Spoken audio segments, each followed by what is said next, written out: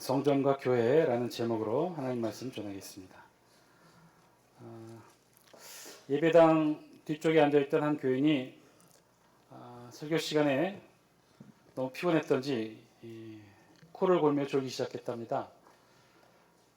그런데 그 코 고는 소리가 굉장히 커지게 됐고, 그래서 옆에 있던 교인이 그를 쿡쿡 찔러 잠을 깨웠대요. 그랬더니 잠을 깨서 이 성도가 이렇게 되물었답니다. 아니, 왜 그러는 거요?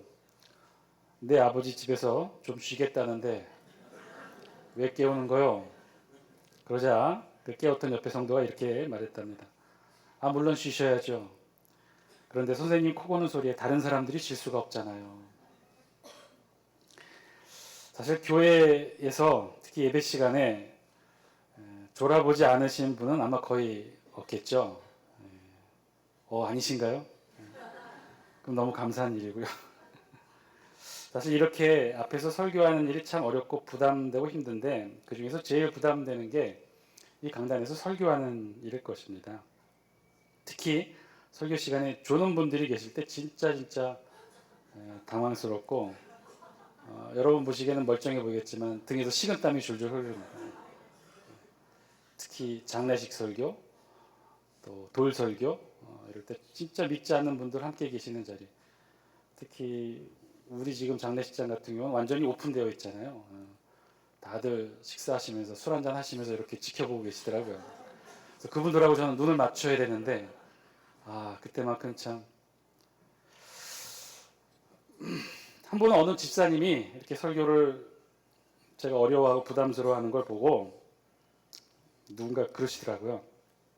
목사님, 지금 목회 경력이 몇 년인데 지금 아직까지 설교 가지고 고민하고 걱정하십니까? 지금쯤이면 대충 아무 준비 안 하고 강대상에 올라가도 설교가 줄줄줄 나와야 되는 거 아닌가요? 무슨 설교 준비를 그렇게 하셔요? 그냥 대충 은혜대로 하세요. 또 어떤 분은 그렇게 말씀하시는 분도 계시더라고요. 아이고, 우리 교회 목사님 뭐가 그렇게 힘들다고 하는지 모르겠네. 설교만 하시는구만. 설교만 하시면서 뭐가 힘들다고 하시는지, 허구한 날 책상에만 앉아 계시면서 뭐가 힘들다고 하시는지, 우리처럼 매일 출근하고 일하고 사과밭과 논밭에서 일해보시라고 해. 그런 말을 들려질 때마다 설교 시간에 주무시는 분들을 볼 때보다도 더 힘이 빠지는 게 사실이죠. 사실 그리고 저 스스로도 고민되고 갈등될 때가 있습니다. 진짜 그런 것일까? 실제로 교인 중에 한 분에게 그런 진지한 도전도 받았습니다. 목사님, 우리가 주일에 목사님의 설교를 듣는 것, 우리에게 필요한 하나님의 말씀을 드리려고 하는 건데, 목사님 제발 강의 설교 그만하시고 다른 목사님들처럼 주제 설교, 귀에 익숙한 설교들 그런 설교 하셔요. 우리에게 은혜를 주는 설교를 해주세요. 처음 듣는 설교, 불편한 설교 이제 그만하세요. 그렇죠. 사실 저도 마가복음 끝내고 사도행전 그리고 수요기도회 때 시작했던 것처럼 창세기 끝나고 출애굽기 이제 들어가고 있는데, 사실은 고민 많이 했어요. 거기까지만 하고 그만두려고 사실 참 고민을 많이 했어요. 그런데 솔직히 고백컨대 정말 어렵고 힘든 건 사실입니다. 솔직히 고백하건대 제 생에 이렇게 설교 준비 어렵게 한 적이 없어요. 솔직히 말씀드리면 저 그렇게 어렵게 준비하지는 않았습니다. 설교한다는 게, 말씀을 전한다는 게 정말 재미있고 때로는 희열도 느끼고, 이 강단에 서보신 분은 혹시 아시겠지만 굉장히 매력 있는 자리예요. 매주의 말씀이 선포되고 예배로 은혜로 하늘의 은총이 교감하는 이 자리, 하늘과 땅의 교착점이 되는 이 자리에 제가 서 있다는 것 자체가 얼마나 저 자신을 흥분시키는 일인지 몰랍니다. 설교를 준비하는 일 물론 힘들고 그대지만 하고 나면 나름 의미 있고 재미있고 보람도 있어요. 저에게도 교육전도사 시절이 있었는데요. 분당에서 한 교회에 중등부 전도사로 3년 사역했었습니다. 제가 중등부 설교할 때 그 교회 부목사님들이 사실 시간 내서 그 자리 설교 시간 듣고 가곤 하시곤 했어요. 주일 찬양 예배 끝나면 같이 차 마시며 설교에 대해 이야기도 해주시고. 그런데 저도 처음이에요. 이렇게 본문을 중심으로 따라가며 난생 처음, 물론 통독은 해봤지만 이렇게 한 구절 한 구절 생전 정독해보지 못했던 구절 가지고 설교 본문으로 삼아서 설교를 준비한 적은 저도 처음 있는 일이에요. 그러니 얼마나 어렵겠습니까? 사실 저도 두렵기도 하고 걱정되기도 하고, 사실은 저도 잘 몰라요. 다음 본문을 통해 하나님이 말씀하시는 주제, 메시지, 그 무슨 내용인지, 설교를 통해 저를 하나님께서 어떻게 이끌어 가시는지 사실 저도 잘 모르겠어요. 그러다 보니 요즘 설교 준비가 점점 더 길어지고 힘들어지고 어려워지는 것도 사실입니다. 토요일 날 밤을 새는 일이 허다해지고요. 오늘도 그랬지만 주일 새벽 6시 넘어서야 간신히 원고를 탈구하는 일이 허다해지게 됩니다. 그럼 집에 와서 잠시 1시간 정도 눈 붙이고 일어나서, 어떤 때는 한 20분 정도 눈 붙이고 일어나서 나오기도 하는데요. 요즘 들어서는 정말 육신도 영도 지쳐가는 느낌이 듭니다. 좀 이야기가 길어졌는데 결론부터 말하자면요, 설교 준비, 말씀을 준비하는 일 사실 어렵습니다. 그것도 매주일 새로운 본문으로 새로운 말씀 준비하고 여러분과 함께 나눈다는 거 진짜 어려운 일입니다. 설교를 준비하고 말씀을 선포하고 이 자리에 선다는 것 자체가 사실 어렵습니다. 특히나 지금 제가 놓지 않고 붙들고 있는 이 강해 설교의 방식 정말이지 어렵습니다. 여러분들이 그렇게 저를 흔들지 않아도 사실 내 자신이 끊임없이 갈등하고 흔들리고 있는 부분이기도 해요. 마가복음과 창세기까지만 하고 다시 주제 설교로 돌아가고 싶은 마음이 여러 번 먹은 적도 있었어요. 그런데 제가 놓지 못하는 이유가 있어요. 차이가 있어요. 주제 설교를 하면요, 제가 아는 본문, 익숙한 본문, 많이 들어보고 알려진 본문으로 말씀을 삼게 됩니다. 제가 잘 아는 본문이니 여러분에게도 익숙한 본문이겠죠. 수십 년 신앙생활에 오시면서 한 번 이상은 다 설교로 들어보았던 그런 본문들일 거예요. 저도 그 범위를 벗어나지는 않겠죠. 그런데 이 강해 설교의 특징은요, 그렇지가 않아요. 한 번도 설교해보지 않았던 본문을 들고 씨름하게 되고, 그래서 그 말씀에서 주시는 전혀 새로운 하나님의 음성을 찾게 되고, 그리고 그 말씀을 여러분과 함께 나누고 있게 되더라는 거죠. 그만큼 또 어렵기도 하고 뼈를 깎는 고통이 있고,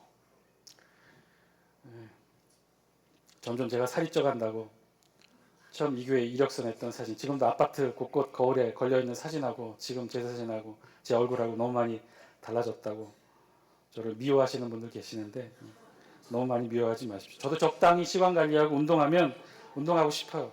분목사 때는 그렇게 했어요. 근데 담임 목회를 하고 나니 그게 잘 안 되더라고요. 설교 준비가 되지 않는 한 아무것도 하지 못해요. 새벽 기도, 수요 기도회, 주일 설교. 설교 준비되지 않으면 아무것도 손에 잡히지가 않아요. 목회자들 어쩔 수 없이 일주일 단위로 살게 되는데, 제가 제일 마음 편할 때가 언제냐면 주일 설교가 끝난 후 월요일 새벽 설교 부목사님께 맡기고 유일하게 설교 준비를 하지 않아도 되는 날, 바로 주일 저녁이 그날이에요. 제일 마음 편히. 그래서 평상시 하지 못했던 일 막 하고 싶은데 왜 이렇게 주일 저녁은 졸린지, 잠을 자지 못했으니 졸리기도 하고, 또 왜 이렇게 먹게 되는지, 집에 가면 닥치는 대로 손에 되는 대로 먹게 되더라고요. 어렵고 힘들고 지치기도 해요. 여러분이 흔들지 않아도 사실 저 많이 흔들릴 때가 많답니다. 그런데 이 자리에서 꼭 여러분과 약속드리고 싶은 것이 있습니다. 제가 만약에 어느 날 어느 순간 강해 설교를 포기하거나 혹은 이 강단에서 제가 이렇게 외친다면, 말씀을 준비하고 전하는 일보다 더 중요한 일이 있다라고 제가 여러분들에게 외치거나 말씀한다면, 여러분 제게 꼭 말씀해 주셔야 돼요. 그때는 진짜 말씀해 주셔야 돼요. 목사님 목자가 아니라 사꾼입니다. 왜냐하면 이 강단에서, 이 교회에서, 이 성전에서 가장 중요한 일이 있다면요, 목회자가 해야 될 가장 중요한 일이 있다면요, 목회자가 목숨 걸고 해야 될 가장 중요한 일이 있다면요, 그것은 이 강단에서 선포되어지는 말씀, 하나님의 말씀을 전하는 일일 줄 믿습니다. 그것이 제일 중요한 일이고요, 그것이 목회자가 절대 놓쳐서는 안 되는 일이기 때문에 그래요. 오늘 좀 길었지만 이것이 오늘 우리 본문의 주제의 말씀이기도 해요. 과연 성전에서, 교회에서 가장 중요한 것이 무엇일까? 여러분, 우리 교회에서 하는 일들 중에서 가장 중요한 일이 무엇인가요? 우리 성전에서 하는 가장 중요한 사역이 무엇일까요? 무엇이 성전 되게 하고 무엇이 교회 되게 하는 사역일까요? 선교도 있고요, 구제도 있고, 전도도 있고, 각종 목회 프로그램들, 구역 예배, 신방, 장례, 병원 신방, 주방 봉사, 예배 안내, 차량 봉사, 교회를 중심으로 이루어지는 그 수많은 일들 중에서 가장 중요하고 핵심적인 사역이 도대체 무엇일까요? 오늘 우리 본문은 바로 그 질문을 통해, 스데반을 통해 오늘 우리에게 말씀해주고 있어요. 오늘 우리 본문은요, 스데반 설교의 마지막 주제에 해당하기도 합니다. 꽤 긴 본문이었죠. 사도행전 7장 전체를 통해 스데반이 쭉 설교를 해봤어요. 우리가 쭉 전체를 쭉 훑어서 지금까지 왔는데요, 그냥 단순한 설교의 내용이 아니었죠. 스데반은 이 설교를 통해 한 가지 주제, 유대인들의 오류에 대해서 적나라하게 그들의 역사와 그들의 성경을 들어서 설명하고 논증하고 있어요. 유대의 성경 전체를 중심으로 설명하고 있었죠. 처음에 앞부분은 창세기를 아브라함과 요셉을 통해 설명했고, 그 다음 출애굽기를 모세를 통해 설명했고, 그리고 모세를 이후 왕조의 역사를 통해 이스라엘 역사가 모세를 어떻게 받아들였는지, 어떻게 거부하고 불순종하는 죄를 짓게 되었는지, 결국 스데반은 이스라엘 역사 전체를 통해 어떻게 하나님 앞에 죄를 짓는 오리의 역사를 이어오었는지 하나하나 논증을 통해, 설교를 통해 증명해냈어요. 그리고 오늘 마지막 주제가 바로 이 주제예요. 성전에 대한 주제였어요. 우리 다 함께 44절에 있는 말씀 영상을 통해 같이 함께 읽겠습니다. 시작. 광야에서 우리 조상들에게 증거의 장막이 있었으니 이것은 모세에게 말씀하신 이가 명하사 그가 본 그 양식대로 만들게 하신 것이라. 아멘. 정확하게 성전, 정확하게는 성막에 대한 말씀이죠. 광야에서 우리 조상들에게 증거의 장막이 있었다고 그랬어요. 성막이 있었다고 그랬어요. 그런데 재미있는 것은요, 스데반이 지금 그 성막을 특별한 이름으로 부르고 있어요. 무슨 이름으로 부르고 있어요? 증거의 장막이라고 불렀어요. 증거의 장막. 장막은요, 여기서 말하는 장막은 유대인들의 숙소가 아니라 이동식 예배 처소를 가리킵니다. 그것을 우리 성경은 장막이라고 번역을 했고요. 그런데 정확하게 스데반은 증거의 장막이라고 했어요. 증거의 이동식 장막이었다는 것을, 여기서 말하는 증거는 어떤 걸 가리키냐면요, 하나님께서 모세에게 주셨던 것이 있어요. 뭐였죠? 하나님의 말씀을 주었죠. 언약의 돌비, 십계명에 기록된 돌판을 하나님이 모세를 통해 주셨어요. 그래서 그 모세가 그 돌판을 어디에 보관했느냐? 궤에다가 그것을 넣었어요. 그래서 그 판을 증거판이라고 하고, 그 증거판을 누워둔 궤를 증거궤, 언약궤라고 불렸어요.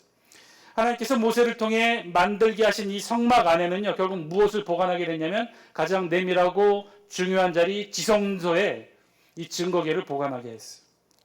그래서 스데반은 이 성막 전체를 무엇이라고 불렀냐면 이 증거의 장막이라고 불렀던 거예요. 따라서 고대 이스라엘 백성들에게 성막의 가장 핵심은요, 이 증거궤가 놓인 지성소에 있었어요.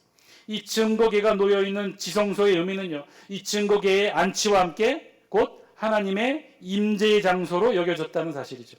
실제로도 하나님께서는 40년 광야 생활 가운데 이 성막에 임재하시면서 이스라엘 백성들과 함께 하셨죠. 구름기둥, 불기둥이 이 성막과 함께 이스라엘 백성들을 인도했어요. 구름기둥이 멈추면 이스라엘 백성들도 멈췄고, 그러면 이스라엘 백성들이 어떻게 했느냐? 구름기둥이 멈춘 그 자리에 성막을 펼쳤어요. 그리고 성막을 중심으로 동서남북 사면에 각각 자신들의 장막을 쳤어요. 그러면 어떤 일이 일어났느냐? 멈췄던 구름기둥이 풀어지면서 성막 주변을 감싸기 시작합니다. 장막에서 일어난 이스라엘 백성들이 제일 먼저 어디를 바라보느냐? 한가운데 성막을 바라봐요. 성막 주변에 구름이 감싸고 있습니다. 아, 하나님이 아직도 우리 성막 가운데 임재하고 계시구나. 그리고 나서 하루의 생활을 했어요. 그런데 어느 날 자고 일어나서 보니까 성막 중심을 감싸고 있었던 구름이 다 올려져 구름 기둥을 이루고 이스라엘 백성 앞에 있게 되면 이스라엘 백성들이 깨닫는 거죠. 아, 하나님이 움직이라는 명령이시구나. 서둘러 자신들의 장막을 싸고 성목을 나누어 제사장들이 어깨에 메고 구름 기둥이 인도하는 그곳으로 따라갔어요. 이것이 이스라엘 40년 역사 가운데 성막을 중심으로 이루어졌던 신앙생활이에요. 따라서 이스라엘 백성들에게 성막은, 증거의 장막은 하나님의 임재의 장소이자 하나님의 이동의 상징이기도 했어요.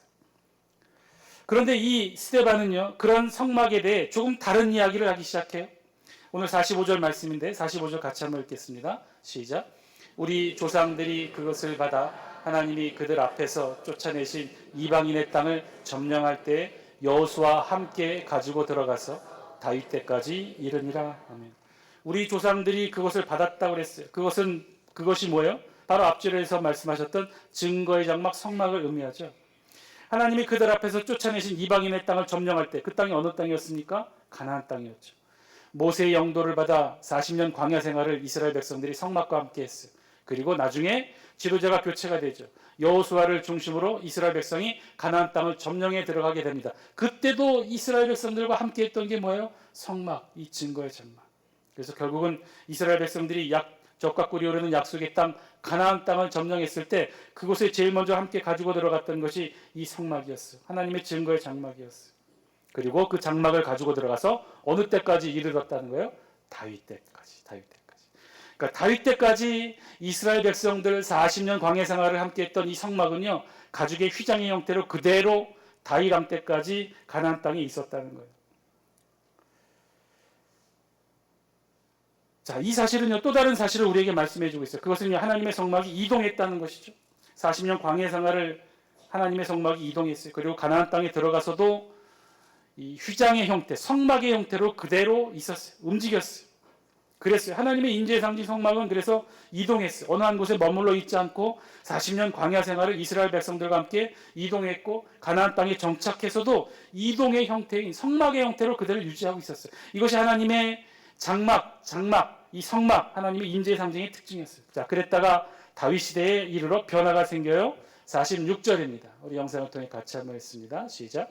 다윗이 하나님 앞에서 은혜를 받아 야곱의 집을 위하여 하나님의 처소를 준비하게 하여 달라고 하다니. 아멘. 다윗 때 와서 변화가 생겼다는 거예요. 그 변화는 무엇이냐? 자신은 다윗이 생각합니다. 화려한 궁전에서 살고 있는 것에 비해 하나님의 언약궤, 하나님의 인재의 상징인 성막은 지금도 증거궤가 있는 성막은 가죽 휘장의 형태로 그대로 누추한 형태로 있었어요. 이것을 안타깝게 여기고 선지자 나단을 통해 하나님께 다윗 자신이 성전 건축에 소원이 있음을 말하게 되죠. 알려드리게 되죠. 서운하게 되죠. 그런데 하나님이 어떻게 해요? 허락하셔요? 허락하지 않으셔요. 하나님은 하나님의 거룩한 성전이 전쟁을 통해 피를 흘린 다윗에게는 허락되지 않는다고 말씀하셨어요. 그래서 어떻게 해요? 47절입니다. 같이 한번 읽겠습니다. 시작. 솔로몬이 그를 위하여 집을 지었느니라. 다윗은 하지 못했고 그의 아들 솔로몬이 성전 건축을 하게 되는 걸 하나님이 허락하셔요. 자, 이렇게 해서 사실은 인류 역사상 최초로 고정된 건물의 형태, 고착화된 건물의 형태, 성막이 아닌 가죽 휘장이 아닌 벽돌과 이 돌로 건물의 형태로 인류 최초로 성전 건축이 이루어지게 돼요. 이것은요, 성막의 그 기나긴 역사를 통해 비추어 보면 지극히 이례적인 일이었어요. 하나님의 성막의 특징이 그러했죠. 이동하는 것이 특징이었어요. 40년 광야 생활 동안 가나안 땅에 들어가서도 마찬가지로 이 하나님의 백성들과 함께 성막은 이동했어요. 언제든지 이동할 수 있는 준비가 되어 있는 것이 성막이었어요. 그런데 그 성막이 어떻게 돼요? 솔로몬 시대에 이르러 최초로 이 땅에 고착된 건물의 형태를 취하게 된 거죠. 그게 성전이었다는 거예요. 자, 여기까지가 스데반이 오늘 주제를 설명하기 위해 설명해 놓은 본문이에요. 여기까지는 사실 우리도 잘 알고 있죠. 어떻게 성막이 이 땅 가운데 솔로몬에 의해 성전이 고착된 건물의 형태로 성전으로 세워지게 되는지 사실은 우리도 잘 알아요. 실제로 그랬죠. 이 땅에 수백 년을 이어오던 성막은 그렇게 솔로몬에 의해 성전으로 고정되고 고착되게 됩니다. 이것이 우리가 아는 성전의 역사. 자, 그런데 여기서부터 스데반의 설교에 놀라운 반전이 이루어져요. 그 반전의 내용은 아니라는 거예요. 아니라는 거예요. 하나님의 임재의 상징 성전은 이렇게 이 땅의 건물의 형태로 조그마한 공간으로 고착될 수 없다는 거예요. 48절 같이 한번 읽겠습니다. 48절 시작. 그러나 지극히 높으신 이는 손으로 지은 곳에 계시지 아니하시나니 선지자가 말한 바. 뭐라고요? 아니라는 거예요. 절대로 그럴 수 없다는 거예요. 하나님은 이렇게 사람의 손으로 지은 건물에 계신다, 계시지 않는다? 계시지 않는다는 거예요. 손으로 지은 것, 곧 사람이 지은 건물의 형태에 갇혀 사시는 분이 하나님이 아니라는 거예요. 자, 이게 도대체 무슨 말씀일까요? 지금 스데반은요, 유대인들이 그토록 떠받들고 있는 성전 사상, 성전 숭배 사상에 대해 전면적으로 그 근본부터 흔드는 말씀을 하고 있는 거죠. 절대로 하나님은요, 이런 인간의 손으로 지어진 건물에 계시지 않는다는 거예요. 그러면 그렇게 말하는 이유와 근거는 무엇이냐? 말씀에 있다는 거예요. 스데반은요, 이사야 66장 1절 이하에 있는 구약의 말씀을 인용하여 오늘 우리 본문 49절 50절에 있는 말씀으로 설명해요. 우리 같이 한번 읽겠습니다. 시작. 주께서 이르시되 하늘은 나의 보좌요 땅은 나의 발등상이니 너희가 나를 위하여 무슨 집을 짓겠으며 나의 안식할 초소가 어디 있느냐. 50절 시작. 이 모든 것이 다 내 손으로 지은 것이 아니냐 함과 같으니라. 아멘. 여러분, 도대체 이게 무슨 말씀인가요? 하늘은 나의 보좌라고 그랬어요. 보좌가 뭐죠? 왕이 앉는 의자죠. 즉 하나님이 앉으시는 자리예요. 하늘에 하나님이 앉는 자리예요. 그런데 그 하나님이 앉는, 하늘에 하나님이 앉는 자리가 어디라고요? 하늘 전체라는 거예요. 아, 이게 도대체 무슨 말일까요? 하나님의 앉는 자리의 면적이 그렇게 크다는 건가요? 아니죠. 하나님은 그만큼 광대하신 분이라는 거죠. 그만큼 높고 넓다는 것이죠. 그래서 하나님은 이 세상 어떤 특정 공간에 제한받지 않으신다는 것이죠. 하나님은 이 세상 하늘 전체에 편만히 임재해 계신다는 뜻이겠죠. 두 번째, 땅은 나의 발등상이라고 그랬어요. 이 또한 같은 뜻이에요. 발등상은 무슨 뜻이냐면요, 등상이라는 말은 휘퍼포디온이라는 단어의 뜻으로 발을 올려놓는 발판이에요. 그러니까 이 또한 그렇죠. 땅이 이 세상의 땅이 하나님의 발을 올려놓는 발판이라는 거예요. 야, 이게 또 무슨 뜻일까요? 하나님의 발사지가 그렇게 넓다는 뜻일까요? 아니죠. 이 또한 하나님의 임재의 범위가 그만큼 넘다는 것이죠. 하나님은 이 땅 어느 한 건물과 지점에 점과 같은 지점에 묶어둘 수 없다는 거예요. 하나님은 그렇게 이 세상과 이 땅과 이 하늘과 이 온 우주에 그렇게 하나님의 주권과 권세하에 편만히 임재해 계시다는 거예요. 그러니 하나님이 이렇게 말씀하시는 것이죠. 너희가 나를 위하여 무슨 집을 짓겠으며 나의 안식할 처소가 어디 있겠느냐. 도대체 하늘이 나의 보좌고 땅이 나의 발등상인 내가 어느 거처에 어느 건물에 안식처를 구할 수 있겠느냐. 이게 말이 되느냐. 하늘이 나의 보좌고 땅이 나의 발등상인데 너희가 나를 위하여 무슨 집을 짓겠느냐. 그게 무슨 의미가 있겠느냐. 그 집이 나를 담아낼 수 있겠느냐. 그런 곳이 그런 인간의 손으로 지은 하찮은 장관이 어떻게 나의 안식처소가 될 수 있겠느냐. 그렇지가 못하다는 거죠. 성전은 단지 그곳에서 하나님께 제사를 드리는 곳이지 그곳에 하나님을 머물러 있게 붙잡아 둘 수 있는 곳이 못 된다는 거예요. 그러면서 오히려 역설적인 다른 말씀으로 결론을 맺고 있죠. 50절이 그 말씀이에요. 이 모든 것이 다 내 손으로 지은 것이 아니냐. 너희들이 너희 손으로 지었다고 하는 그 성전, 솔로몬이 레바논의 백향막으로 지었다고 하는 그 솔로몬 성전도 따지고 보면 솔로몬 손에 들여져 있는 그 재료, 레바논의 백향목 누가 만든 거예요? 누가 창조한 거예요? 누가 키우신 거예요? 하나님이 하신 거잖아요. 사람이 손으로 만들었다고 하는데 결국은 그 또한 하나님의 권능과 능력의 손이 아니었느냐 이 말씀이죠. 사랑하는 장수교 성도 여러분, 오늘 도대체 스데반을 통해 하나님이 우리에게 주시고자 하는 이 말씀이 무슨 말씀일까요? 지금 스데반은 마지막 설교, 마지막 주제를 통해 무엇을 말하고 있는 거죠? 스데반은요, 하나님은 이런 인간의 손으로 지어진 건물에 계시지 않다는 것을 말씀하고 있어요. 하나님은 이런 건물에 갇혀 계시지 않다는 거예요. 그럴 수 없다는 거예요. 어떻게 하늘을 보좌로 땅을 발등상으로 삼으시는 분이 이 좁디 좁은 인간의 손으로 만들어진 공간에 갇혀 계실 수 있느냐? 그렇지 않다는 거예요. 하나님은 지금 이곳에 계시지 않다는 거예요. 하나님 지금 너희들이 붙들고 있는 이 예루살렘 성전, 헤롯 대성전에 갇혀 계시지 않다는 거예요. 여러분, 이 말씀이 무슨 말씀일까요? 스데반이 왜 도대체 이런 설교를 하는 것이죠? 이 설교는요, 지금 오늘날 우리가 들어도 섬찟하고 두려운 말씀이에요. 아니, 혹시 스데반이 반성전주의를 선포하고 있는 것일까요? 성전이 무슨 필요가 있느냐? 교회가 무슨 필요가 있느냐? 하늘이 하나님의 보좌고 땅이 하나님의 발등상인데 건물이, 성전이, 교회가 무슨 필요가 있느냐? 다 필요 없다. 이런 말씀을 지금 하고 있는 것일까요? 아니요, 그렇지 않아요. 오히려 지금 스데반은요, 성전이, 교회가 진짜 어떠한 역할을 해야 참다운 성전이고 참다운 교회인지를 오늘 우리에게 역으로 말씀해 주고 있어요. 스데반은요, 지금 유대인들의 잘못된 성전 숭배 사상을 비판하고 있는 거예요. 유대인들의 성전 숭배 사상, 그것은 어떤 생각이냐? 성전에 대한 과도한 생각을 가지고 있었어요. 어떤 생각이냐? 성전에는 자신들이 만들고 건설한 솔로몬 성전, 수룹바벨 성전, 그리고 헤롯 대성전에는 항상 하나님이 계시니 성전에만 달려가면 모든 것이 다 해결될 것이라고 생각했어요. 성전이 갖는 의미를 잊은 채 성전 자체를 숭배하게 됐던 거예요. 성전에 가면 하나님 만날 수 있고, 그러니 성전에 가서 제사를 드리면 모든 죄가 다 용서받는다고 생각했어요. 무슨 일이든지 성전에서 제사를 드리면 다 해결될 수 있다라고 얘기했어요. 그래서 성전에 하나님이 계시니 성전에 두고 맹세를 하고, 성전에 두고 서약하고, 성전에 두고 계약을 하고, 점점 성전을 숭배하게 됐어요. 마치 꼭 우리네 토속신앙의 상징이었던 성황당처럼, 성황당의 촛불처럼 일이 생기면 그곳으로 달려가 촛불 켜고 제사상 차리고 제사를 드렸던 것처럼, 문제가 생기면 성전에 달려가 그렇게 제사를 드렸던 거예요.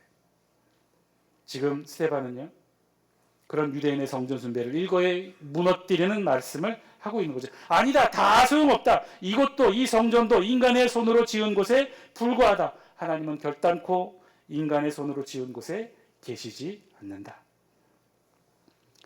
사랑하는 장수교 성도 여러분, 오늘 본문을 통해 우리 자신, 우리 교회도 비춰볼 수 있기를 바랍니다. 여러분, 우리 장수교회는 어떤가요?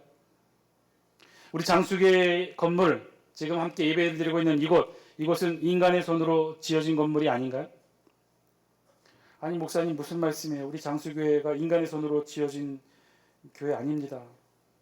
우리의 눈물과 땀과 신앙으로, 우리의 기도로 지어진 것입니다. 여러분, 이렇게 말씀하실 수 있어요? 그러면 인간의 손으로 지어진 건물이 아닌가요? 마찬가지예요. 이 건물도 마찬가지로 인부들의 손과 노력과 땀으로, 성도들의 손과 노력과 땀으로 우리 인간의 손으로 지어진 건물일 수밖에 없어요. 자, 그러면 이곳 장수교회는 하나님이 계실까요? 계시지 않을까요? 이곳 장수교회는 하나님이 임재해 계실까요? 임재해 계시지 않을까요? 고민되죠. 자신 없어지죠. 여러분, 하나님이 임재해 계시는 곳이 어디죠? 하늘과 땅이 하나님의 보좌의 발등상이라고 그랬죠. 이 세상 창조의 영역 어디에도 하나님은 편만히 임재해 계시다고 그랬죠. 자, 그러나 그런 하나님일지라도 하나님의 존재의 영역이 있어요. 그 존재의 영역 한 곳을 들려면 어디를 들 수 있을까요? 하나님은 과연 어느 곳에 존재의 영역을 두고 계실까요? 우리가 다음 주에 본문 살펴보겠지만 스데반은 마지막 55절 56절에 이렇게 설명해요. 우리 영상을 통해 같이 한번 읽겠습니다. 시작. 스데반이 성령 충만하여 하늘을 우러러 주목하여 하나님의 영광과 및 예수께서 하나님 우편에 서신 것을 보고 말하되 보라 하늘이 열리고 인자가 하나님 우편에 서신 것을 보노라 한대. 스데반은 마지막 순간에 성령이 충만하여져서 보게 되었어요. 스데반 눈에는 그렇게 보였던 거죠. 하늘이 갑자기 열렸고 그 열린 하늘 가운데 하나님이 보좌에 계셨고 보좌 우편에 우리 예수님이 계시다는 걸 스데반이 말을 하게 돼요. 결국 스데반은 이 말을 통해 결국 재판 결과도 확정짓지 않고 돌로 맞아 죽는 처형의 사건이 있게 됐죠. 자, 그런데 우리가 주목해야 될 것은 스데반이 봤다는 거예요. 하늘이 열렸고 그 가운데 누가 계셨다는 거예요? 누가 계셨어요? 하나님이 그곳에 계셨어요. 그리고 그 하나님 계신 그곳 우편에 우리 예수님도 계셨다 그랬어요. 자, 그럼 묻겠습니다. 하나님이 계신 존재의 근원은 어딘가요? 하늘에 계시죠. 하늘에. 하나님은요, 이 땅에 계신 게 아니에요. 하나님 어느 산골 영험한 기도처 기도원에 계신 게 아니에요. 교회도 성전도 이 세상 그 어떤 거룩한 것도 하나님이 임재해 계시지 않아요. 하나님은 하늘에 계셔요. 스데반이 보았고 이 세상의 많은 선배들이 체험하여 보았던 것처럼 그 누구보다도 우리 예수님의 이 사실을 증거해주고 계시잖아요. 지금 우리 예수님이 어디 계셔요? 하늘 하나님 보좌 우편에. 하나님은요, 이곳 이 땅 이 좁은 건물에 절대로 갇혀 계시지 않습니다. 자, 그러면 어떻게 된 건가요? 구약시대 성막에서 성전에서 그 무수히 많이 드려졌던 그 제사는 그럼 누가 받으신 거죠? 신약시대 초대교회를 통해 지금에 이르기까지 우리가 드렸던 그 수많은 예배는 도대체 누가 받으신 건가요? 예, 맞아요. 하나님이 맞습니다. 예전에는 하나님께서 제사를 받으셨고 지금에는 하나님께서 예배를 받으십니다. 성전과 교회는 바로 그런 의미죠. 하늘의 하나님께서 이곳에서 성전과 교회에서 이곳에 내려오셔서 우리의 제사와 예배를 통해 우리를 만나주시는 장소가 바로 이곳 성전과 교회라는 것이죠. 이 성전과 교회는 그래서 하늘과 땅이 만나는 접점이에요. 이곳에 우리 하나님이 오셔서 제사와 예배를 통해 우리를 만나주셔요. 그러나 그렇다고 하더라도 하나님이 이곳 성전과 교회에서 제사와 예배를 통해 우리를 만나주신다고 하더라도 그런 이유로 하나님이 이곳에 갇혀 계시는 것은 아니라는 거예요.